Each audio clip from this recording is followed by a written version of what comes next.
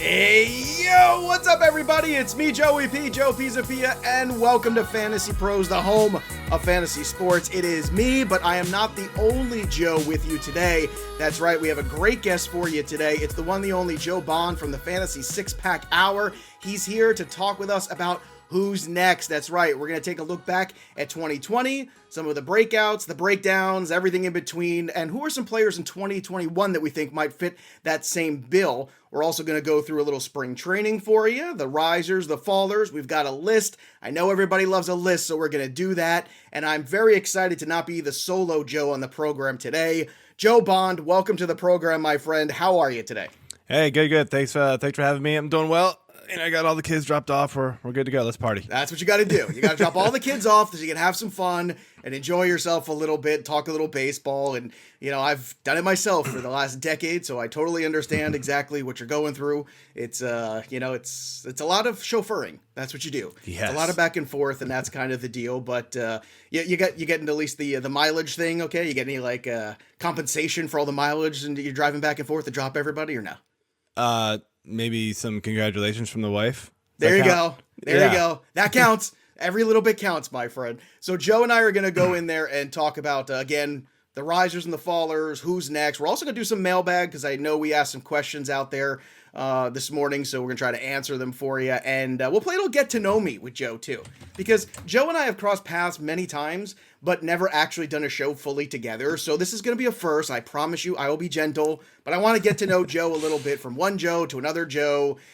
So many Joes, hashtag too many Joes. But before we get into all of that, I want to make sure you follow Joe on Twitter at F6P_Joe. That's F6P_Joe. And I want to remind everybody, we got some big stuff coming up here at Fantasy Pros. The first thing is this Friday, it's going to be 4 hours of fantasy baseball fun. Dan Harris, myself, a list of all-stars. That's right, all-stars. We're talking Chris Meany, Ariel Cohn, Nick Fast, Nick Fast. I just made them one person. Nick Pollock, Alex Fast. They are one person sometimes. They're going to be on together arguing, so I just made them like a celebrity couple, which is awesome. I'm totally going to do that to them again on Friday. We got Bogman and Welsh talking draft strategy. We got Eric Cross talking prospects. We got Casey Bubba in the house. We got all my rowdy friends. And guess what? You can come hang out with us too. This is how you do it. Go to our YouTube channel at Fantasy Pros MLB. Again, that's Fantasy Pros MLB, and subscribe and click the notifications. It's so easy. It takes you 2 seconds. Bing, bang, boom, you're done. And what we're going to do is from 12 to 4 Eastern, we're going to have 4 hours of baseball talk, maybe some drafting. We'll have some arguments, some disagreements, some makeups. It's going to be beautiful. And it's going to be a whole live stream just for you to get ready for all your drafts and all your baseball season stuff that's coming up here. And it's coming up quickly. So when is it? This Friday. That's 3/12, okay? So no excuses. It's a Friday. Work, overrated. Just hang out with us instead. It'll be much more fun. It starts at 12 Eastern. It goes till 4. And there's only one place you can see the live stream. It's right here on our YouTube channel at Fantasy Pros MLB. Again, that's Fantasy Pros MLB. So make sure you click subscribe and click on the notifications. That way you know when it's all going down and you could be part of the fun. Also, speaking of fun, everybody knows I'm president of the Juan Soto fan club, and this month you can get a free, yes, that's right, free, signed, autographed Juan Soto jersey. What? Yes, I know, it's crazy, but it's true. Thanks to our friends at pristineauction.com. So if you go over to fantasypros.com/MLB contest, you can get involved. It's very simple. Just go to Apple Podcasts or CastBox and just make a review of the show. Obviously 5 stars. I love Joe Pisapia. He's the greatest thing ever. Dan Harris is second greatest. All that stuff. Put that in there. Take a little screenshot. Go back over to fantasypros.com/MLB contest. Very simple link, and you can enter the contest. Just fill out the form, drop in that screenshot, and you are automatically entered to win potentially an autographed Juan Soto jersey. That is unbelievable. Joe Baughn can go and do it. I can't. I'm not allowed. I can't get in there. I'm not allowed to do it because I work for the company. But Pristine Auction is awesome for helping us out here and doing another great giveaway. Look, Joe, you're excited about Juan Soto. Dude, we've given away some stuff from them, man. That's fantastic stuff. See, and we're not even paying him to say that. It's beautiful. So again, great stuff there from Pristine Auction. That's pristineauction.com. Go get your account today while you're at it. And let's talk a little baseball. Enough housekeeping stuff. We'll talk to you more about some other things later, but let's do a little who's next. So I will set the stage here for my good pal Joe, and we're going to talk about, again, some fun here. who's next this, who's the next that. And it's just fun, but it's also informative, and I like to do a little of both. So, Joe, last year, Randy Rosarina had an incredible flurry, incredible finish to the season, an incredible playoffs. It kind of, ended a little unceremoniously in the World Series, but, I mean, how hot could you stay? So, I guess if we want to call this the player who comes out of nowhere and really surprises us and makes a big fantasy impact, in your opinion, who's the next Randy Rosarina when it comes to 2021? Yeah, I mean, this one's almost impossible to predict. But let's have some fun here. Joe, that's quitter talk. I don't want to hear the quitter talk. Come on, let's go. Let's have some fun here with it, and I'm gonna go Josh Jung. This guy's got power, like crazy. Yeah, he's 2019 only played in A ball, but I see this guy being a quick riser, and the Pirates are going to be out of it probably, or the Rangers are going to be out of it pretty quickly here.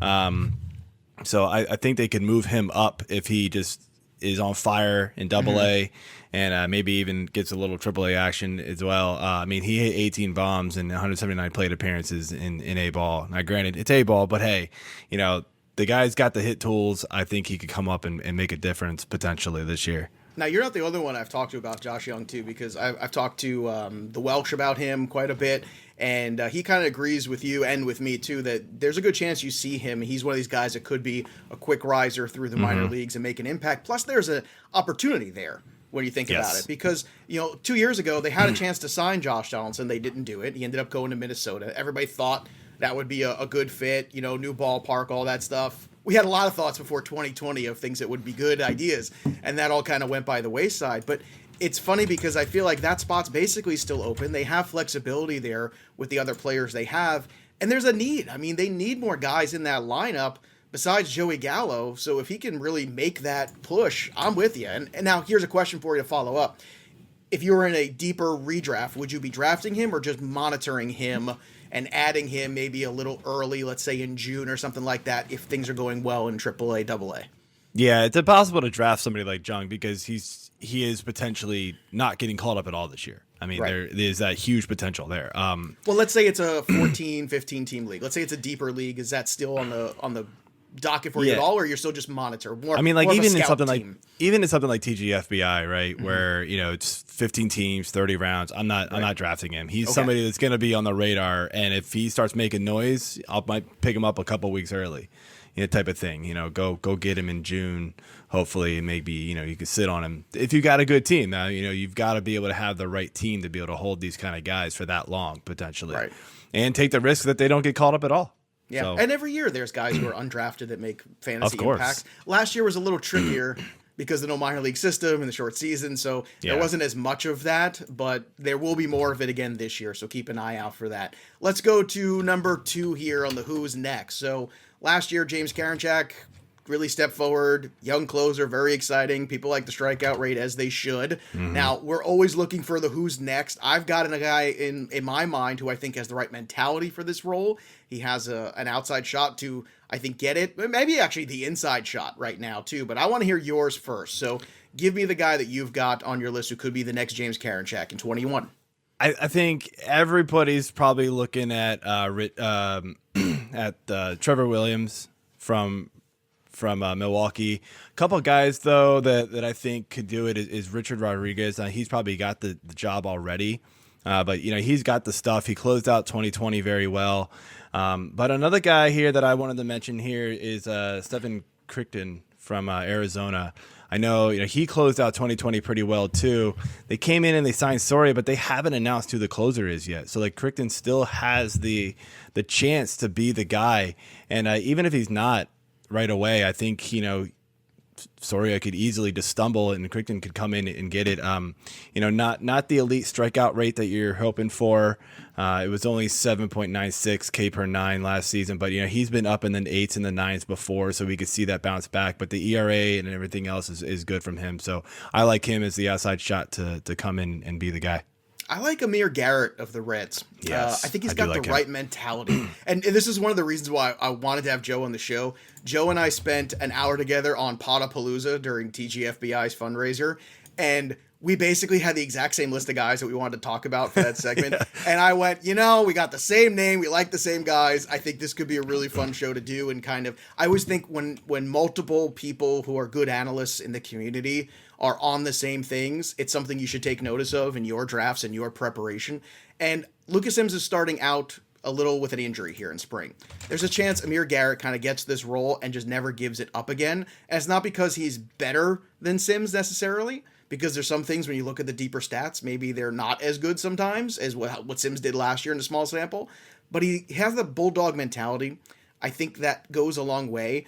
And I do think out of the gate, he's going to get first crack at it. And as long as he doesn't stumble horribly, what's the reason to give it up, right? That's, to me, the mindset of that guy. So let's go to the next one here on our list. There's always pitchers that we love, but are up and down. Pitchers that, we sing their praises, and then other times we want to, drop them to the waiver wire, and they're very frustrating. And Trevor Bauer has been a pitcher over his career that's been maddening at times, okay? Yes. The home road splits have been drastic at times when he was in Cleveland. He gets dealt to the National League. The ERA goes up almost to 6. Then all of a sudden, he fixes his spins. He closes one eye, which I might do the rest of the show with one eye. I don't know. It's very possible. I just like to test myself sometimes, Joe, just to see if I can do the show with one eye. Because if I can do it with one eye, I certainly can do it with two. But actually, that's kind of giving me a headache. Let me stop doing that. But here's the thing. Trevor Bauer, man, I'm looking at him and you see, okay, finally puts it all together. We'll see over the full season if that's true. Is there another pitcher for you that has all the talent, but has yet to really put it together and become the guy that we're all waiting for him to be? I know this is kind of a loaded question, but it could be because of injuries. It could be because of inconsistencies. In your opinion, is there somebody out there in 21 who could put it all together and make a run, maybe even at a Cy Young? Call me a homer here a little bit, I guess, if you want to, but I'm going Dylan Bundy. He's a guy that, just at times, even in Camden Yards, looked unhittable. I mean, it was just incredible. And then Camden Yards got the best of him. Mm-hmm. The poor Baltimore organization got the best of him. And I'm a huge fan. You can't see it too great, but I've got a ton of bobblehead stuff behind me. Here's what's amazing. Okay, you've got a bobblehead behind you, and I've got the same bobblehead. Nice. Okay, so if you're watching us on YouTube on Fantasy Pros MLB, and this is why you watch the podcast, not just listen. Okay, look at this. We've got the same two guys named Joe talking fantasy baseball with the same Cal Ripken bobblehead. That is hilarious. Now, did you get this? Were you there that day? Were we in the ballpark at the same time? Because I feel like we might have been. We must have. My goodness. It's like serendipity, you and me. Anyway, Dylan Bundy. Let's get back to him. Yeah, so, I mean, this is a guy that, the strikeout rate has never been quite as high as what Bauer has gotten up to, especially the last couple of years. But, he's inching toward 10 per 9 last season. I think he can get there if if he can put it all together here. The move away from Camden Yards did him wonders, and a bunch of us kind of expected that last year.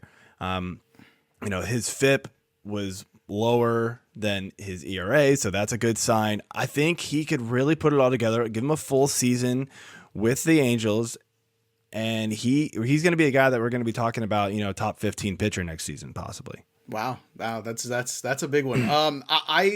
I'm with you. The deeper I got to dig into Dylan Bundy this offseason, I felt like I just came away confident. I didn't think it was a mirage. I used him a lot in DFS last year with a lot of success, and I felt really good about the fact that it was just a shorter season. I feel like almost for a guy like Dylan Bundy, it was better to have 12 starts, be really good, leave on a high note, and then come back next year confident for the first time. Because I feel like for him, it's a confidence issue. And I'm going to talk to you later on about the show, about some of the Orioles pitcher stuff, because I want to pick your brain on that. I'm going to throw another name out there, which is Eduardo Rodriguez, who I'm a big fan of. I love the high strikeout rate. I love the fact that he threw 200 innings in 2019. That's a plateau you don't see a lot of guys ever scratch nowadays. And then last year with the COVID situation, obviously it was a problem. He never recovered from it. He's had the full off season. He's come back in spring, looks good. The strikeout rate's good. The ERA is consistent. It's in that 3.8. The FIP is kind of consistent right around there, so it's not a big mirage like all of a sudden he's way worse or way better. But Eduardo Rodriguez for me is a guy that I'm circling because he's going so late in drafts. Mm-hmm. And I just drafted him in TGFBI too, and I don't understand why a player that's got 200 strikeout potential lasts that long. I don't understand why a player who's thrown 200 innings in his career lasts that long. I get the risk, but it's a risk I'm willing to take, and I think he could put it all together and all of a sudden maybe even get that ERA down to 3.5. And my goodness, that would be a big step forward for him. All right, here's another question for you. This is a negative one because we got to sometimes keep it real here on the show. Can't all be sunshine and roses. You know, we got to talk about some downsides. So last year was not good for anybody who bought shares of Christian Yelich. In fact, it was pretty bad. It was miserable, horrible, no good. All of the adjectives, they all suit. Now, we all expect him to bounce back, but this does happen on occasion. The superstar that you're looking at that you think, you know, he can't fail, right? He's too good. Look at, he's done it all 2 years in a row. Everything's great. And then something awful happens and the season's so bad, whether it's injury or combination of things. Is there somebody in your mind that is at least a risk for that, where you look at maybe a combination of health, maybe a combination of draft position, where all of a sudden this player comes with a lot of risk and could be this year's version of who's next Christian Yelich? Yeah, this one was tough because I really do like the first couple rounds of guys here for the most part. But somebody who kind of stuck out to me was Freddie Freeman. And I get it, like, you know, the offense has improved, and so his numbers have improved with it, obviously with Acuna and everybody else there. The thing with me is, like, just a couple of years ago, full slate of games, 23 home runs. Like, and then the power just boom, pops. Like in 2019, hit 38. Last year, he hit 13 in just 60 games. The batting average is going to come down from last year. It's not going to be 341. And the thing that kind of worries me is, like, if he's not hitting those huge home run totals, those huge run and RBI totals, and not batting, 320, is he really returning first round value for you? Because he's not stealing bases. He's going to get what? 6? Maybe, yeah. So, like, all the guys in that first round area that people are drafting are going to get you double-digit steals, if not more, 20, 30 steals in that range, right? He's not giving you that return. So if he doesn't bust out and give you those huge power numbers, then he's not returning value. And so, like, am I projecting, like, a total drop-off like Yelich had? Maybe not, but I could see it where, he hits maybe high 20s and hits, 85 RBI and runs. That's not first-round value anymore. I'm with you. This is actually a tougher one for me too, because I'm like you. I actually this is the deepest first round we've had in as long as I can remember. The first 2 rounds, you could even say that about. They're really solid. You've got guys that have been around that first, second round before. And even if you look in the third round, you've had guys who have been drafted in the end. I don't know if this counts, but he was so good last year. But Corey Seager is just one that I would circle just because, you know, I don't think it quite counts at the Yelich level. And if I'm going to pick somebody at the Yelich level, I probably have to go up a little higher in ADP. And that would, the only guy that I could even maybe question is what happens with Trevor Story if Blackman's gone too and Arenado's gone. Just no lineup protection. So that's a guy I think, and it's funny because he's basically going back to back with Freddie Freeman. But those are 2 guys in particular that I feel like there's more risk than you realize in the first round with those guys or thereabouts. Or, with Corey Seager, obviously it's a little bit later, but a little bit more risk where maybe you don't take everything that you saw last year in the small sample and just extrapolate it out. And I think he's a very good player, and I think he's a good asset. It's just you have to recognize there's a little bit of potential downside in that asset too. All right, let's bounce back with some good feelings, and we'll end on a high note. We'll do one more who's next. So who's the next Hyunjin Ryu? So who's the player that's being undervalued heading into the season that people, maybe even coming off a good year? Like last year, Ryu, I was like, he's going to Toronto. Nobody wanted anything to do with him. He fell to me in every draft. He had that first bad start, and I went, oh my God, everybody was right. I was wrong. Yeah. And then that's not the case. The rest of the year, it was great for Ryu. He was the anchor. He was the guy. And look, going back to 2018, this dude was still good. Like, it's been a longer sample than people realize. It's always been health for him and staying on there and making his starts. So who's the guy for you right now that's being undervalued, underappreciated, that you think this year is just falling too far in drafts that people should be pouncing on? Yeah. Ryu got it's a term I like to call dodgered a little bit. They like to mess with their pitching and be like, oh, he's injured for like 2 weeks, right? They all do it. Like I don't understand what they do with their pitching staff over there. Sometimes like they make up injuries. It feels like just to like get rest. But anyway, a guy that I like, and somebody who I mentioned on the podcast, the Potapalooza that we were on together. Ian Happ. I think this guy's drastically undervalued. Agreed. You know, we finally saw him get, you know, after his sophomore season, which was just terrible. We finally saw him get the playing time again, and new management there. So, and it worked. He hit, you know, 12 bombs. The slugging and the isolated power was way up, and I see 30 home runs in his bat potentially. I agree. And you know, he's not going to hit for a great average, but you know, 250, 260 I think is possible with him. And he's going, I don't know what his ADP is anymore, but it's, you know, it was easily in the double digit rounds the last time I've checked. So he's super cheap and somebody I'm targeting in almost every draft if I can. But the problem is he's not a secret anymore. It feels like people are starting to buy in on that. So I think his ADP is going to start rising if he has a good spring.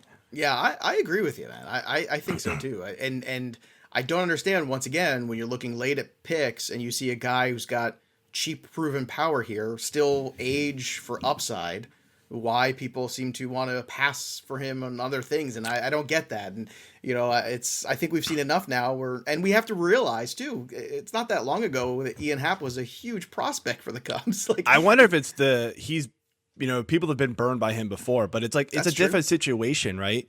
It's not Joe Madden anymore where he's tinkering with the lineups and moving people in and out constantly and not giving people full playing time. Right. He's the guy now. He's going to be in there almost every day.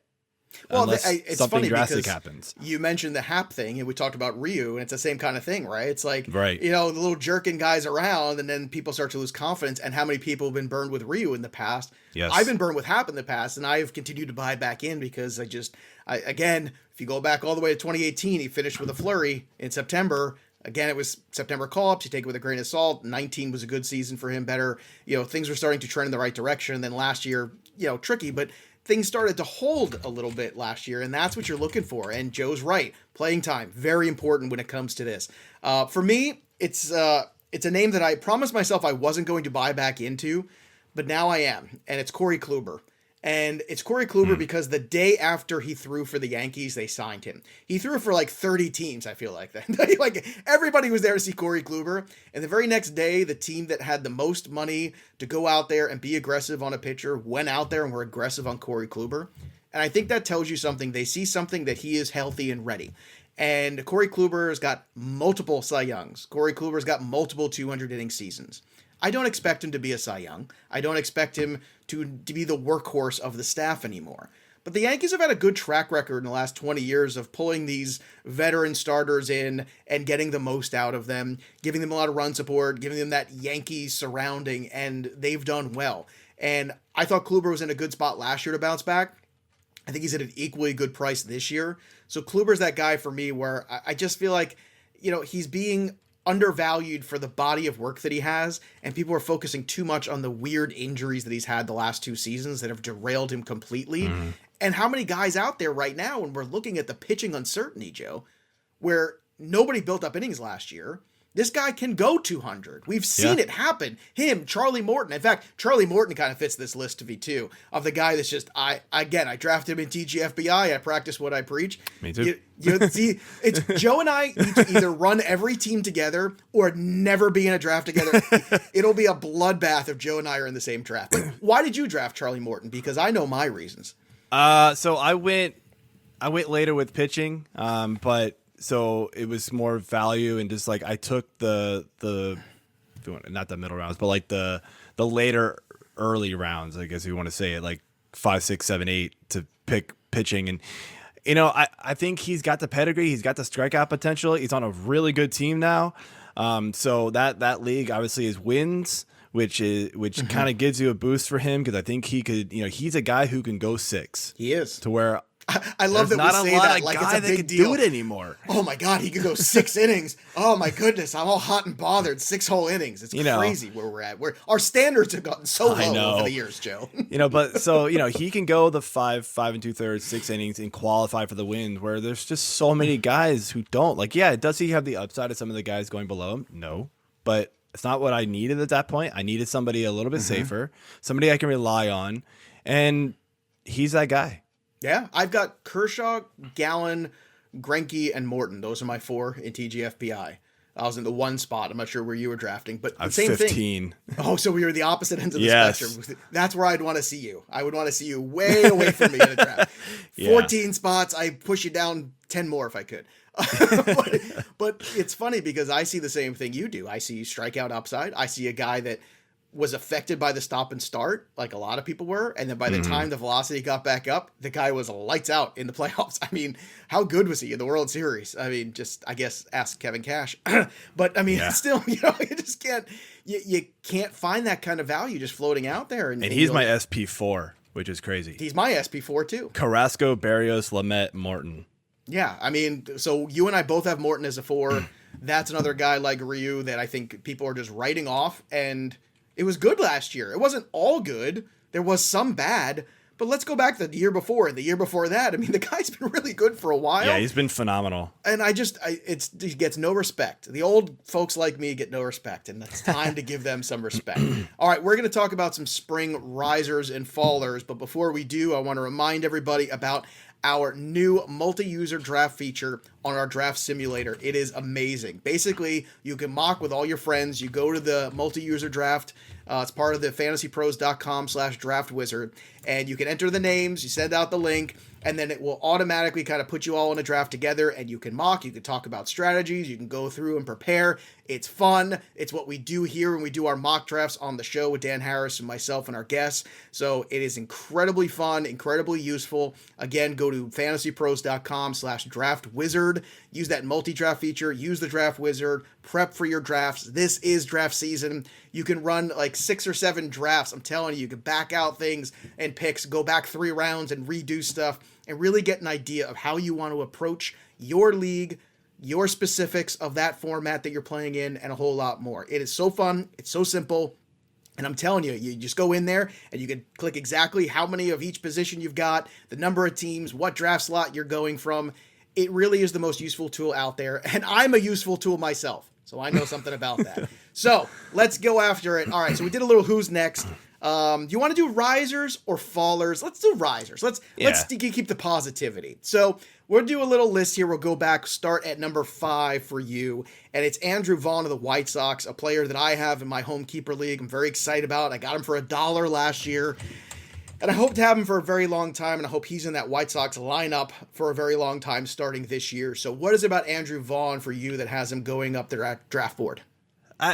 He's not having an incredible spring, so it's not so much his spring. He did hit like a mammoth home run. He did. I saw it. Yeah, pretty early on. So, we know the power is there with this guy. The thing that gets me is all signs are pointing to him starting out the year as the DH in this lineup. And we know how good this lineup can be with Abreu and Eloy and Makata and all these guys. This is a powerful lineup, and if Vaughn can even hit 6th in it, it's RBI potential galore. I agree. And so I think he's going just insanely cheap in drafts. I kind of had forgotten about him, and all of a sudden I saw him sitting there in TGFBI. I don't even know what round I got him in. It was I was like, wait a minute. And all of a sudden Steve Gardner's like, dang it. I was really hoping he'd come back to me. He's got the 14, so I got him on the turn. He goes, I thought he'd come back to me. I didn't think anybody was looking at him. And I wasn't until all of a sudden, bam, I was like, wait, where did he come from? So yeah, he needs to be a guy that's being drafted a lot higher. I agree. I think he can make an impact this year, and he's got especially so much run support around him, so much lineup support. But on top of which, for young players, that's huge because there's no pressure on him. Especially you consider the position he plays, right? If you miss out on those first 6, 7 first basemen, the ones that are good. After that, it's you're looking at a guy who's going to bat 220, maybe hit 30 bombs. Hopefully, he could do way better than that. Right. And even if he's your corner infielder, that's just a win. I agree. Domingo Hermann is my number 5 riser. Obviously, he's had some serious issues off the field. Has served his time for those. Let's hope that that is all behind him. But we have to kind of put that aside for the sake of fantasy right now because he is pitching, and we have to help people try to win leagues here. And I'm looking at Hermann right now as a guy who's got an inside track to a spot in the rotation. It was only a couple years ago the guy won 18 games, enormous run support. Lots of questions in that Yankee rotation. You got Severino coming back eventually from injury. You got young kids trying to battle for a 5th spot. I think it's a good chance, and he's gotten off to a good start this spring, pitched 2 scoreless innings earlier this past week, that I think Hermann's going to come away with one of those rotation spots for the Yankees, and they need innings, and I think Hermann's one of those guys that can give them that. So go ahead. No, he's a good one. It's tough though because that rotation could change in a heartbeat. You just never know. So it's a little risky, but I do like the bounce back. Now, number 4 for you is another young Cub. I know we talked about Ian Happ, who's maybe he's not that young anymore. He's still young enough. But Nico Horner is your number 4. So talk to me about Nico this spring. Yeah, this guy who's I think post heist sleeper, if you want to call him that, like not really getting talked about anymore. I mean, look, he's sitting at ridiculous 700 right now. I mean, is that all? Oh my gosh. I mean, and I get it. It's spring training, but the quality of pitchers faced isn't, it's, if you go to Baseball Reference, they have the quality of pitchers faced, which is phenomenal for the spring. 6.3. It was higher just a day ago. So he must have smashed yesterday's game. But he's got the inside track for that starting second base job right now. Roster Resource has him projected as the 9 hitter. I could see him moving up pretty easily in that lineup. He's a good hitter, and just a year ago, he was somebody who he was getting called up and people were snatching him all over the place, and he just didn't produce. And so I think this is a guy who, I mean, the Cubs offense isn't fantastic like it used to be, but it's still pretty good, and they still got some guys out there who can produce some runs and hit for some power. And if he can get into the middle of it somehow, or even the back end of the middle, then I think he can be a guy who you're going to want to pay attention to. All right, my number 4 is Bobby Jawback, who's got one of the great Boston accent names you could possibly ask for. Bobby Jawback, Noma, like all that in the pantheon of great Boston baseball player names. Look, Bobby Jawback is a player who does have power, and he has shown it this spring. And you don't want to go too crazy, because we all know spring training, there's like wacky wind things that happen sometimes. There's tiny ballparks. There's pitchers who are just throwing fastballs some days. So you want to go with too one crazy. eye. Or with one eye, which reminds me, I got to get back to doing that. I got to practice for the rest of the show. But it's what a nut job. But he really is. I mean, really, isn't he? I mean, this guy. Oh, can we just talk about Trevor Bauer being a nut job? That would be a whole show for it pretty easily, I feel like. Oh, I think that's what he's trying to do. I think he's trying to just turn his career into one big YouTube show, and I think he's right on the precipice of doing it. But I digress. Bobby Jawback's still going to strike out a lot, but I think you can kind of maybe put him in pencil, maybe even pen for 25 bombs this year if you're looking for cheap power, where strikeouts in a roto league don't hurt you as much. I don't think the average is going to be super high, but he's going to play every day. Mitch Moreland's gone now, so I think Bobby Jawback is kind of set as that first baseman of the future there. It's important to continue to bring up some of these young guys, because last year was very disappointing for Red Sox Nation, and start to build on what they have is a very good core. What they need is some of the pitching to kind of resurface, and some guys to come through who have, again, that pitching pipeline's not as good as some other organizations. So they got some work to do there, but Bobby Jawback is one that's having a really good spring. And if you're looking for like a cheap power guy at the corner spot, I think you could do worse than him. Number 3 is a Tampa Ray for you, and it's Austin Meadows. So why is he moving up your draft board and having a good spring for you? Yeah, I mean, we've already seen it. He's hit 3 home runs already, 375 average. This was a guy just a couple of years ago that, I mean, he was probably last season was probably going, top 15 outfielders. Now he's dropping around to the 30th outfielder. I'm buying that all day. And he's proving that last year just wasn't the same for him. Like it wasn't for a lot of people. And, he didn't have the great start to his career. He had the one really good season a couple of seasons ago. And, but I mean, the talent is there for him. I'm buying back in on the possible 30-10 potential that he had in 2019. I like that. I like buying back in there. Alec Baum is number 3 on my list. And it's not that I wasn't on Alec Baum before, but Joe, I got to watch a little Phillies the other day, and watching Baum at bats and just kind of taking him in, and he's just got all the goods, man. It's just free, easy swing. He's got incredible power. He's got the job. He's got the track there. I'm not worried about playing time at all, and he just looks like he is going to be a stud. And Rhys Hoskins was a nice player. He came up. I know there's been some spotty things in the past. Michael Franco wasn't the guy that the Phillies hoped he would be. But I think this time with Baum, I think they got the goods. I think Alec Baum is the goods.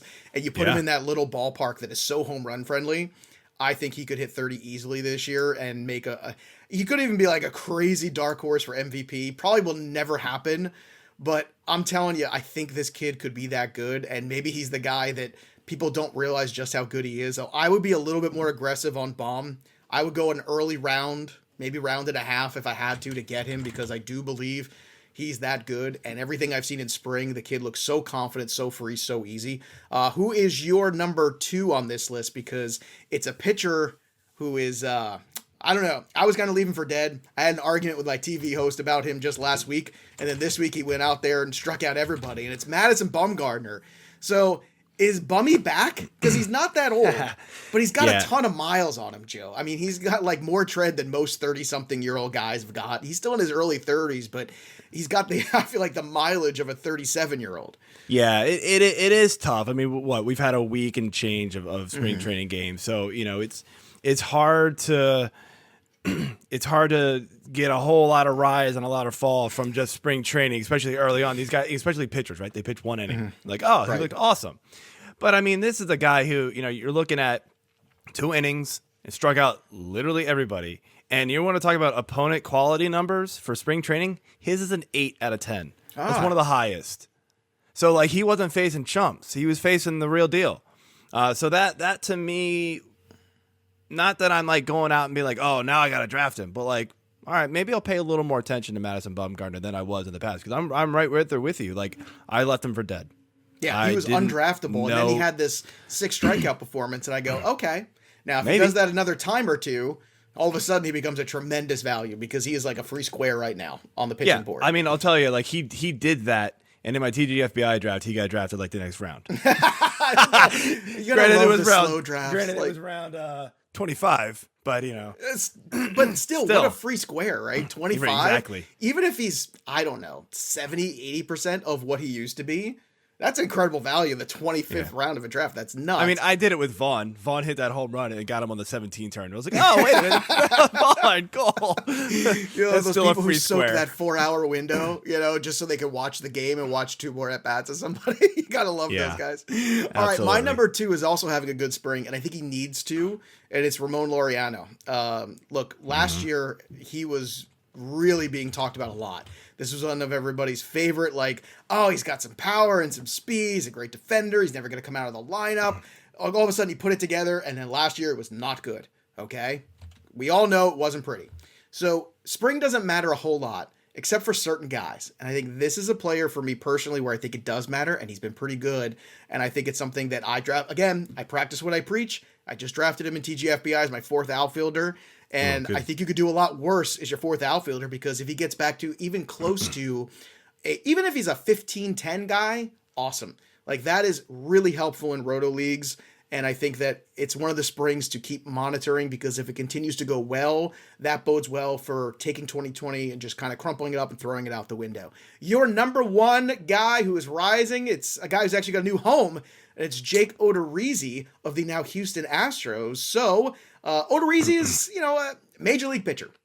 Yeah. Right? Like a major league average pitcher. He's going to give you 165 innings probably, or something around there. And probably some, maybe a shot at double-digit wins if everything breaks right. So what are your thoughts on Odorizzi this year? I mean, it's the boring riser, because before he didn't have a home, so obviously people were just like, I'm not going to draft somebody who doesn't have a place. I get that, but yeah, you're spot on with the analysis there. He's a major league pitcher. He's a professional guy. He's going to go out there and get it done. He's on a good team, so that's going to help out. He's going to get lots of run support most likely. He does pitch against some pretty crummy offenses as well, so that helps. And then, maybe it's not to the level it was before, but pitchers go to Houston and figure some things out somehow. They do. That's another good point. That is a very good point. Trash cans anymore, but they've got great analytics team regardless. Trash cans and spin rates. One of my favorite children's stories of my youth. All right, number 1 for me, the biggest riser is Vlad Guerrero Jr. Just coming into camp in the shape he did. It's important, and it's not because I want him to look good on the baseball card. It's because I want him to start really taking the whole thing seriously. He has talent that is extraordinary, and I think we have forgotten and I think he has let himself go a little bit. And last year was a weird season for everybody. I get it. But I think that he's starting to hear the rumblings, and, he sees the Bo Bichette's popping and the Kevin Biggio's popping and Teoscar Hernandez having a great season. It's like, hey, what about the Vlad Guerrero Jr. show? And I feel like now with that veteran presence of Springer, bringing in Semien, I think that helps a lot. And to me, I think Vlad Guerrero Jr. is going to finally have that season that we've all been waiting for. And sometimes we're just too impatient. And I'm somebody who did not pay the price for him in the first year. I didn't pay for him last year, but this year I'm starting to try, at least because the price is a little bit better. It's more user friendly, and I think it's a good investment because I think the potential is there. So those are the risers in spring. Now it's time for the fallers. That's some real fun. Guys maybe not having the best spring, or guys having some issues. Let's talk about them. Let's start with Joe Bonds, number 5. It's Keston Hiura of the Milwaukee Brewers. So why are things going in the wrong direction for Mr. Hiura? I mean, it's not good, man. He didn't have the best 2020 either. So no, he was a guy who, I don't put a lot of stock in spring, just like it doesn't seem like you do either. You really shouldn't, for the most part. Like, your studs are your studs. The guys you do pay attention to are the guys you need to see improvement of, right, or from, or coming and showing up ready to go because they right, weren't good last year. Like, showing up and getting off to a better start, like that. From a confidence standpoint, goes a long way because they are people. They're not just stats; they're human beings. Still, I know some people don't realize that, but they are. Yeah, and then the other thing, just real quick, that you pay attention to is you pay attention to the position battles. Now, Hero is not in a position battle; it's his. He's got it. But last year, like I said, wasn't great for him. So you wanted to see something in the spring, and it's not happening yet. A 111 batting average right now. He's 1 for 9. Granted that one was a home run, so okay. But it's, you want to see more out of him. He's more of a contact hitter, in my opinion, than a power guy. So you in the don't minor want leagues, that's what thing. he was, and I feel like either someone's trying to change him or he's trying to change himself. But he doesn't seem like the same type of hitter that I saw take Double-A at bats a couple years ago. No, I mean 2019 was phenomenal. Everybody was full in 2020. Yeah. And then he drops down to a 212 average. That needs to improve. Yeah. And so I want to see more from him before I'm going to draft him. All right. Next on my list, number 5, is Forrest Whitley with the sprained UCL.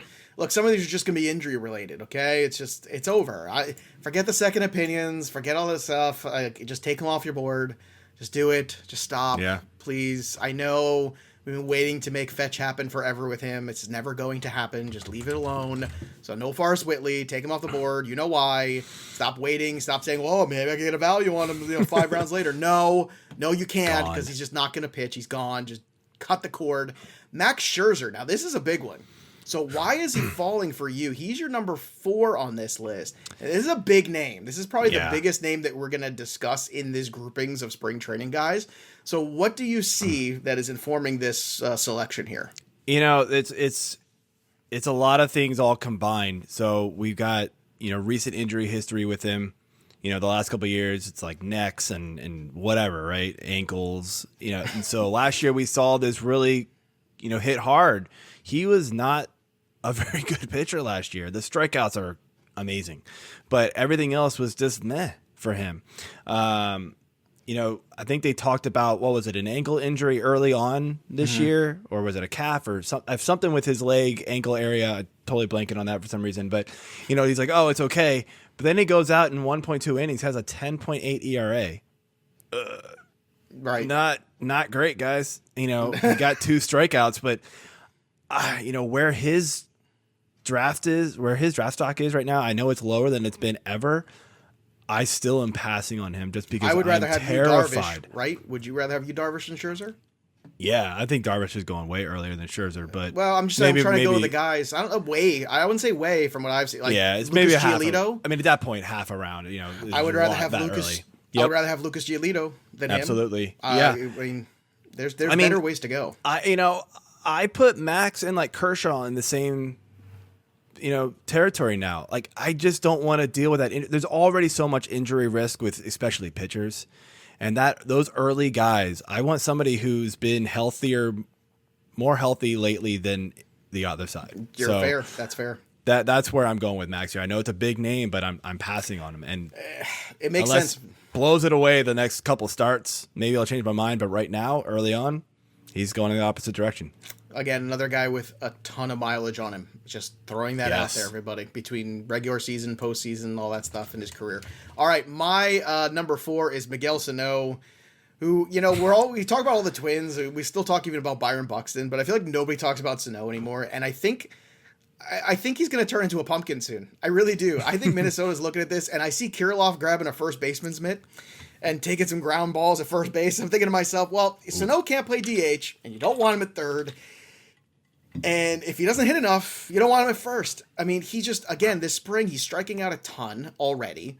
And I know he's another guy, too. I think he's got 1 hit or 2 hits, and one of them is a home run. That's great. But so what? Like, all he's doing is he's missing everything else. He's at like $125 in the spring so far. And I know it's only 1 week. I don't want to hyperventilate about it. But enough is enough with Miguel Sano. And I think there's a good chance the Twins are going to turn the page to the Kirilloffs and the Larnacks and these other guys.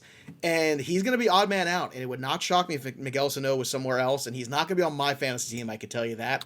Number 3 on your list is a closer. It's Craig Kimbrell. So everyone's looking for saves, but do you not want the saves from Kimbrell? What's going on here in your mind with him?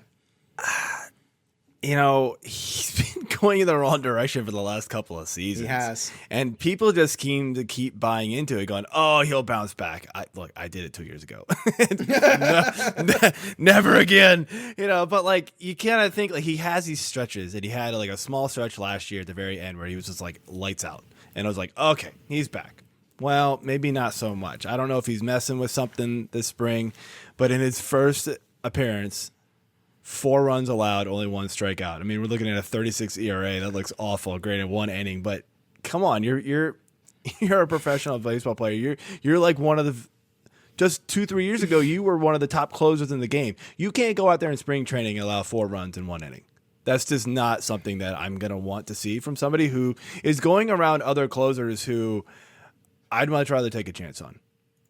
That's fair. So, and there's some guys late. I mean, I just picked up Hunter Harvey and Bass in TGFBI, right? I mean, we really cannot be really the same guy, because I just got Hunter Harvey too. Yeah, well, I figured you did, Mr. Oriole. I knew you were going to get him, but I mean, I completely punted on saves. So those are my only 2. I have Devin Williams, and I have then, you know, I have got Bass, and I've just drafted Hunter Harvey back-to-back here. I've got Montero, Rich Rod, and Hunter Harvey. Yeah, just it's not good. I'm going to call my team Ugly Saves. That's it. But I don't care, because the rest of my team is very good. I like my team. But, dude, I think everything you're saying is spot on there with him. I'm going to go for another guy, too, that I'm going to throw out here that has gotten off to a wretched start and really needed something different. Alejandro Kirk is kind of kicking the tires around him. And it's Danny Jansen of the Toronto Blue Jays. Mm-hmm. This is now like, what, year 3 where we're waiting for this guy to actually be good and hit the baseball. And I get it. Young catchers have to work with the pitchers. They have bigger problems than your fantasy team or mine. No, he needed to hit this spring. He has not hit so far. Mm-mm. I'm telling you right now, I think it's going to start losing at bats. It's going to be a timeshare at best going forward. And I would just be moving him off, again, not down, just off my draft board. I hate catcher as it is. I never take catchers, although I did draft Dalton Varsho for the first time. I did kind of take a shot. I love needing some catcher-eligible guys. That never happens anymore. It used to always be catcher-eligible guys. It's gone away. Oh, I hate it. But anyway, Danny Jansen off the draft board for me. Let's go with another Blue Jay for you, which is Randall Grichik. So why is he falling for you this spring? It's really nothing other than playing time. They brought in Springer. They did. They've still got Gurriel and Teoscar Hernandez out there. Mm-hmm. Tellez looks like he's going to be the DH. Grichuk's the odd man out, unfortunately. Yeah. And if he could get 400 to 500 at bats, that'd be awesome. But I'm thinking he's going to be more around, the high 200s, mid 300s at best. I think he's just the odd man out. He bats right, so he's the bad side of the platoon. So that's where he sat there at the top of the queue for TGFBI forever. And I guys go going like, should I do it? No, don't do it. Don't do it. Talk yourself out of it. You got to talk yourself out of it. At some point, like a platoon guy in a 30 round draft is fine. But it's just one of those like, okay, you can't do it, in your more standard leagues too. Like there's no way. There's other guys out there you want the full playing time, especially in weekly leagues where you set the lineup. Like you could set it, he could play twice. Like, no, that's brutal. It's more of a DFS play when you know he's in the lineup. Yes, that's his only use right now for me. My number 2 is Carlos Martinez. You know, I remember in 2019 when he came back from injury, I was on a show and somebody asked me, well, what should they do with Martinez? And I said they should make him a closer, because if they do that, you can control his innings. You can control where he's coming in with low stress of it's a clean slate, get 3 outs. You know you can only pitch him X number of days in a row and get somebody else out there. They had other options too to close in that bullpen on days where you couldn't use him in the 4th day in a row or something like that. And wouldn't you know it, they used him that way and it was successful. Yeah. And I'm still skeptical about him holding up as a starting pitcher. And his first start was not pretty this spring. It was ugly, let me tell you. And that is not the kind of start you want to get off to.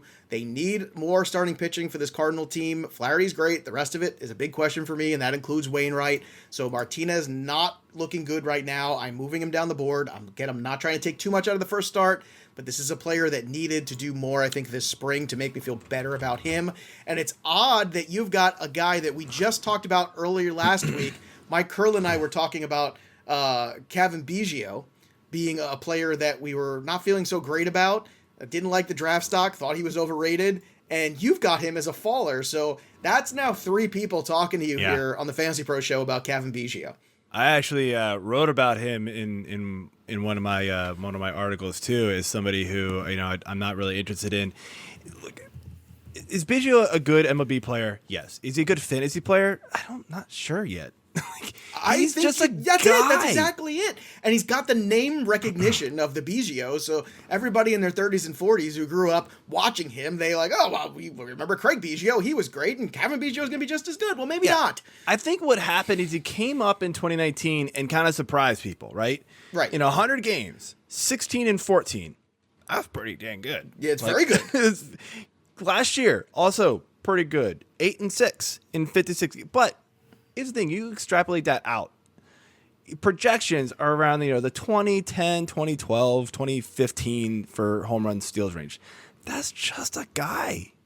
His batting average is average is like 240. Like that's the thing. And that's what's bad about it. Now, when he was projected to be like the number 2 hitter or even the number 1 hitter, fine. You can buy into that because he's going to get at bats. Maybe some of those counting stats go up. He's got the good players behind him in that lineup. Now he's being projected as the number 6, even the number 7 hitter. I'm out. To me, it's the stock is falling, not because he's not producing in the spring. I think he's doing okay. It's not great, but it's spring. It's not because of production. It's because I was never really in on it anyway. But now that he's falling in the lineup, I definitely don't want anything to do with it. Well, my number 1 is Fran Bernardez, and anybody who listened to my shows last year knows that Framber is the color of my energy, and I was a big fan. Quality start machine last year for Fran Bernardez. Loved him, had him everywhere, and it was a beautiful thing. Won a lot of money in DFS with him. And this stinks because it's almost easier in a sense to say he's having surgery, he's out for the year. Now we're in the limbo. The limbo of, well, he's going to try to get back and see what's going on, which means that now he is draftable. The question is where. The question is, what do you want to sacrifice to do that? And those are a lot of questions for me, Joe. I just don't know if I could wrap my mind around it. It's got to be a significant discount for me now with Framber Valdez in this situation. And that sucks because this is a pitcher that I really like going into the year. But now you just have to understand that it's going to be complicated. And complicated with pitching is not a good combination. I don't want it. No good. I'm out. So unless you got IL spots in your league, there's no chance you can take him. But you're going to need all those anyway. I mean, God, it's such a war of attrition with 162 anyway. Like, to start with, I mean, if you draft him and maybe things turn around, you get lucky, awesome. I think in a shallow league, I'm more willing to do it because the replacement value is easier. In a deeper league, it's a risk that I don't know if I'm willing to take, unfortunately. Yeah. All right, let's get to your mailbag questions here. Daniel Vick at DVic331 wants to know, any tips for a weekly league compared for a daily league? My league just switched over and I need your help. Thanks. So any tips here for Daniel when you're switching over from the daily trans to the weekly trans? So I think the biggest thing you're looking at, right, is I kind of already mentioned it before, like your platoon outfielders really can kill you. So you maybe need to bump some outfielders up a little earlier that you can rely on to play every day. Because you don't want to get into a situation where you're playing Grichik and he's getting 2 or 3 times a day, 2 or 3 times that week because they're facing all righties. And he's just not going to be out there. I think your pitchers get a little bit of a boost too. It's hard. You can't stream as much, right? So you're locking in these guys all week long. You know, your 2-start pitchers sometimes get a boost, but be careful there because if they're 2 starts and, one's in Colorado and the other one's against the Dodgers, that might not be such a great 2-start week. But you also want to make sure you get really quality pitchers, guys who can go deep innings, high strikeouts, because you can't just play quantity to make up for those counting stats. You have to now just play the best guys. Gotcha. I agree with you. I also have something in my home league, which is weekly head-to-head points, where we have an IL substitution. So if anybody goes in the IL before Friday, that's a good idea. You can go and email the commissioner and whoever you're playing and say, I'd like to sub this person for that person, but you only have 24 hours to do it from the time the person goes on the IL. It's a very simple thing. It's very easy for the commissioner to go in and go boom, boom, and change it, especially nowadays because midweek, that's something that when guys get hurt, it crushes you. Yeah. And what's the point of having a bench? And it's not, and I hate daily transaction leagues. I just don't have the time for it. Yes, why do you have the time? I don't. I just don't, okay? So for me, no good. Next question here, but I think that's something people should look into. I like that idea. I like it a lot. It's very simple, and it's a very simple rule. Guy goes on the IL before Friday. You have 24 hours from that moment to write an email and say, I'd like to replace this guy with that guy. And again, it values the bench, which is important, which is why you should encourage people to have a bench. Next, Andy Coffer at CoughDrop36. Great dad joke Twitter handle. Andy, you're winning right now. You're winning life. For Dynasty, how far ahead do you look for those potential superstar prospects? I got first and 2 number 2s in my rookie draft. Thinking about sneaking Bracco for my back-to-back second and my last pick. What are your thoughts on this? He's a ways out, but sounds like he is in line with Franco, Abrams, and Luciano. For me, I always look for a 3-year window because dynasty leagues don't always last more than 5 years from what I've seen. Yeah. And that's just the sad truth. So I'm always looking to win in a 3-year window. So I like picks that will be easily flipped for more major league ready talent. Every year what cycles is young, good players because there's a draft every year and there's more of them and everybody's very excited about them and it takes them a long time sometimes to get there and then they don't all necessarily, deliver. So for me, I would always rather have major league talent and I'm always looking to win in a 3-year window and have the best team for like now and 2 years from now. So I'm very careful of high school pitchers. I tend not to go there at all in terms of investment. Anything for you in the dynasty realm for when you're looking at young rookie draft prospects, how deep do you want to go and how would you approach that? Yeah, I'm kind of more in line with you where like I'm kind of in win now mode. I mean, not every team's like that though. So unfortunately, like some of those teams do have to go out and just stash players for years. So if you're in that situation, fine, go ahead and grab this guy. I did talk to because I'll be honest with you, I didn't really know who this guy was. So I went out and asked our dynasty director of dynasty baseball, Dave Eddy, and asked him like, hey, what do you think about this kid? He says he's one of the best second base prospects in the minors, pays for great development. They pays for great developmental organizational in Cleveland. He's not Franco. He's not Abrams. He's not Luciano. So I agree with not that. There. He's all-star caliber player. Fine. If you can hang on to this guy for 3, 4, however many years, and you think he's going to come up and be good, taking him in the back end of your second round or whatever, that may not. Because what else are you getting there? You're probably taking a bunch of coin flips anyway at that point. So fine, take this guy who's got maybe some pedigree and a potential to come up and be good in that organization. Listen, man, you know what I'm doing? I am flipping. I'll draft them all, and then I'll flip them in a package to get Alec Baum for the next 5 years. That's what I'm going to do. All right, this is a quick, easy one. Does David Price stay in the Dodger rotation all season? This is from Berserker. My love for you is ticking clock, Berserker, at JBeck417. I can't do the second part of that. It's a family show. So tell me, David Price, in Dodger rotation all season, yes or no? I mean, nobody's in that rotation all season. But don't you remember my term, Dodgered? He will get Dodgered. Like that's all there is to it. They will make up a injury. He'll be sore, and they'll sit him down for 2-3 weeks. That's what they're gonna do, and they should. And I mean, because he's not going to be a guy who's going to go full workload. But is he going to be in the rotation? Can you draft him now? Yeah. I was skeptical for a while there. I wasn't sure he was actually going to pitch this year, but it looks like he's coming back. All right, last one, and I'll just take this one off your plate. Eric P. at Eric P29 wants to know, why do I keep drafting way too many Mets players in my mock drafts?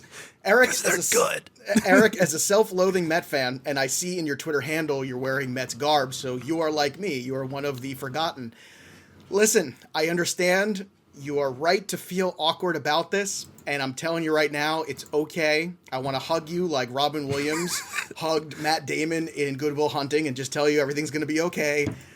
It's a good team. As Joe just said, it's a good team, and they have got a lot of potential, so the value is also there on the board too, especially guys like Nimmo late, especially guys like Stroman late. I mean, there's value. Carrasco's a guy that I'm on, Joe's on, he already drafted him. I'm telling you right now, the Mets are a good ROI this year in fantasy. They have upside, but they're also not being overrated in terms of ADP. So that's why you drafted them, because you're doing a good job.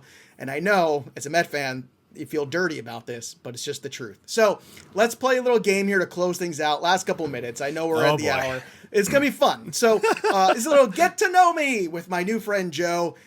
So Joe, it says on your Twitter handle, you're a big lover of IPAs. Now, this is dangerous to say this in the fantasy baseball community because I might become ostracized for it, but I don't like IPAs. I don't like them. You're not alone. And I know here, I need you to help me out here. Why the IPAs? Why are you a big IPA guy? And what's the IPA that's going to change my mind about IPAs? Now, I'm more, I will drink the beers. I'm a beer guy, I'm a cider guy. I'm more of a whiskey and cigar kind of dude. But that's because I've been hardened by life, Joe. But still, I want to know, IPAs, give me your recommendations. Help me out here.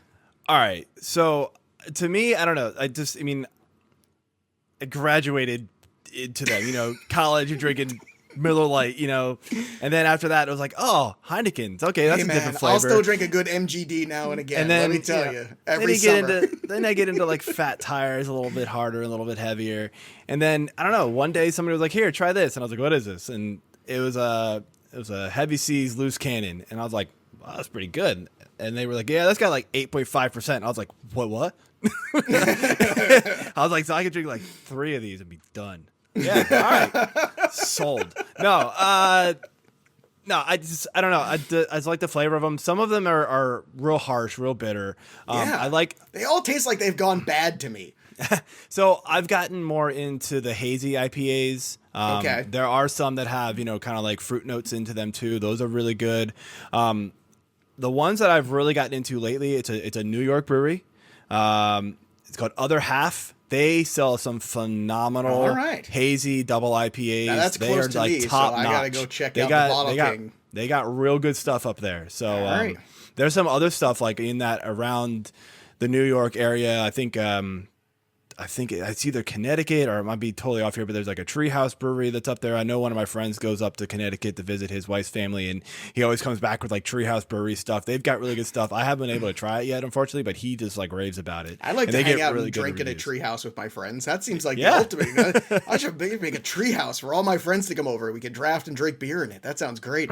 It's like the Sandlot, but grown up. All right, I want to talk to you. I know you're a big Orioles guy. We obviously established that with our Cal Ripken bobblehead, so we have the same. Who's your favorite Oriole all time? Man. Come on, you gotta have that one. It doesn't have to be the best Oriole. Who's your favorite? Everybody has a favorite. I was a huge Adam Jones fan. Nope, that's a good one. Adam Jones is a great one. He was great. And I got let's just pull this out too. I got the blowing the bubble Adam Jones bobblehead, man. Go to YouTube right now, Fantasy Pros MLB. Oh my goodness, look at that. So good. So that's a classic one right there. All right, last question. And this is a conversation I had on the TV show on Sunday, and this conversation I want to have with you and bring it over here. You mentioned Dylan Bundy. We were talking about Kevin Gausman. We talked about Arrieta. What is wrong with the pipeline development for pitchers? What is happening with the Orioles? It's not a matter of drafting these guys, but why do they keep screwing up the development where Gausman's a reliever, then he's a starter, and then he's a AAA guy, he's a major league guy, and they keep jerking these guys around. What has gone wrong here, and is it ever going to change? Is this new regime going to change it? Yeah, I think there's 2 things. I think Camden Yards is just a really tough place to pitch in, period. Yeah, but Mike Mussina is a Hall of Famer pitching there. Yeah. Yeah, I mean, obviously different level. But yeah, he is. I think one of the other problems is just, and you kind of said it, the developmental staff there was not good. I mean, they weren't analytic. They weren't, they didn't buy into the analytics and things like that. And that's why you see, Gausman mid-season go to the Braves, and it was a totally different pitcher. You see Bundy go one season, go to the Angels, a totally different pitcher.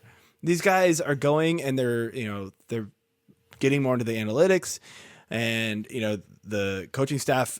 I mean, there was, I think it was something with Gausman where they were like, they weren't letting him throw one of his pitches. And all of a sudden he went to the Braves and they were like, yeah, go ahead. And he was lights out. Arrieta was the same thing. Oh no, maybe it was Arrieta. That's right. It was Arrieta. They wouldn't let him in. Arrieta. They wouldn't let him throw his pitch. And he goes to the Cubs and they were like, absolutely. And it was a plus pitch for him. And he won a freaking Cy Young because of it. Like, I don't know what was going on with the ex staff there, and they just like were reluctant to let people just go out and do their thing, and actually teach these guys to pitch properly with these pitch, even if it wasn't like a top notch pitch. They just whatever. Mm-hmm. I think we're still kind of wait and see approach with this new staff. I think I like the early returns on some of these guys. John Means has been pretty solid. Yeah, Means is good. And we've seen relievers come and go with this staff already. They just get traded really quickly.